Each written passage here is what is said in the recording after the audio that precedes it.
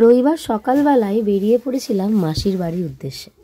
আমতায় একটা নিমন্ত্রণ ছিল, তো সেখানেই চলে এসেছি। দেখো, সকালটা আর কিচ্ছু তোমাদের সাথে ভিডিও শেয়ার করিনি, বিকেলবেলা করছি অনুষ্ঠান বাড়ি। সকালবেলা তো নর্মাল কেটেছে। গ্রামের বাড়ি ঘুরতে বা গ্রামে ঘুরতে আমার ভীষণ ভালো লাগে।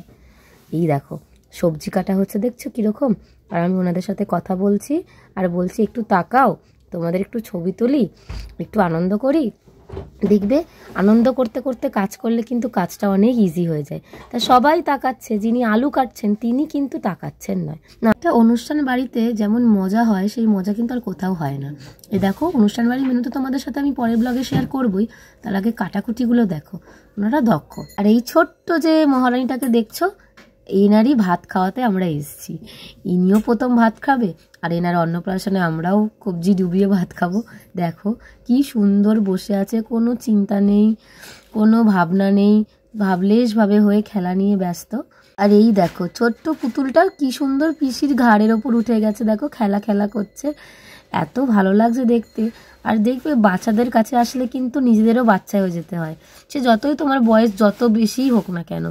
ওই ছোট্ট পুতুলটার কাছে এসে আমার বন্ধু কি সুন্দর বাচ্চা হয়ে গেছে। দেখো ও কিন্তু সত্যি আগে কোনো দিন এরকমভাবে কোনো বাচ্চাকেই ও এত নিয়ে মানে খেলায়নি, বা আদর তো করে কিন্তু ওর আদরটা একটু অন্যরকম, শুধু একটু গাল টিপে দেবে ব্যাস, এইটুকুনি।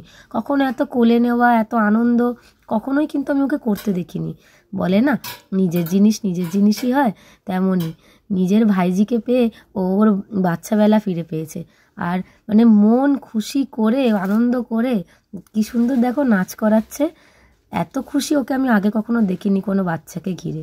বাচ্চাদের পছন্দ করে ঠিকই কথা, কিন্তু কোনো বাচ্চাকে এত ভালো করে আদরও করেনি, চটকায়ও নি, মানে যেটাকে বলে কিছু করেন, দূর থেকে একটুখানি দেখলো, গাল টিপে দিল, ব্যাস। আমি এই প্রথম ওকে এতটা এনজয় করতে দেখছি। দেখো পরিসোনাকে কি মিষ্টি লাগছে, ওকে দেখছে আর অবাক হয়ে যাচ্ছে। আমি তো বরাবরই বাচ্চা খুব ভালোবাসি, বাচ্চা ফুলের মতন। আমি একটা ফুলকে যেরকম ভালোবাসি একটা বাচ্চাকেও তেমনই ভালোবাসি, এর থেকেও বেশি। তাই আমি একটু বেরিয়ে পড়লাম এবার আদর ঠাদর করে। একটু আমার তো জানো ঘুরনচণ্ডী মন আছে, তোমরা সবাই জানো, তাই আমি একটু গ্রামটা এক্সপ্লোর করতে, যদিও আমার চেনা গ্রাম, আমি কয়েকবার এসেছি এখানে বন্ধুর সাথে, কাকিমা কাকুর সাথে, তবুও একবার রাতে গ্রামের সৌন্দর্যটা কেমন হয় সেটা দেখবার জন্যই এসেছি। মাসিকে বলে এসেছি যে মাসি তুমি ম্যাগি করো, আমি একটু ঘুরে আসছি। তো এটা হচ্ছে আমতায়, আর এটা আমতায় একটা জনপ্রিয় ইংলিশ মিডিয়াম স্কুল।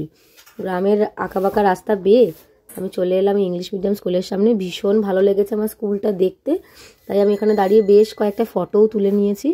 আর এবার চলে এসেছি মল্লিক বাড়ির দিকে মিষ্টি খাবো বলে।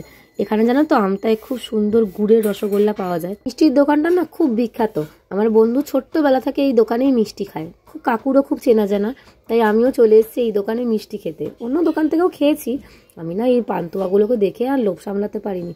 এত মিষ্টির মধ্যে আমার জানি পান্তুয়াগুলোই নজর কাটছে, তাই ঝপাঝপ দুখানা নিয়ে নিলাম।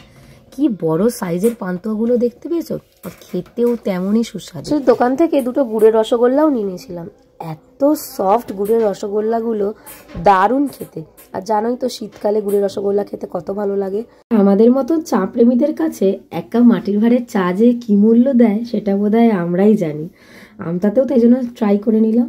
আর চা খেতে খেতে যেন তো অনেকটা দেরি হয়ে গেছে, মাসি ডাকাডাকি শুরু করে দিয়েছিল, তাই চলে এলাম। গরম গরম ম্যাগি শীতের দিনে আমার না পুরো পাহাড় মনে করিয়ে দিল গো। চলো ম্যাগিটাও খাই আর পুচকিটার সাথে একটু আনন্দ করি, একটু ওকে আদর করি। দেখা হচ্ছে অন্য ব্লগে। ব্লগটা কেমন লাগলো অবশ্যই জানিও।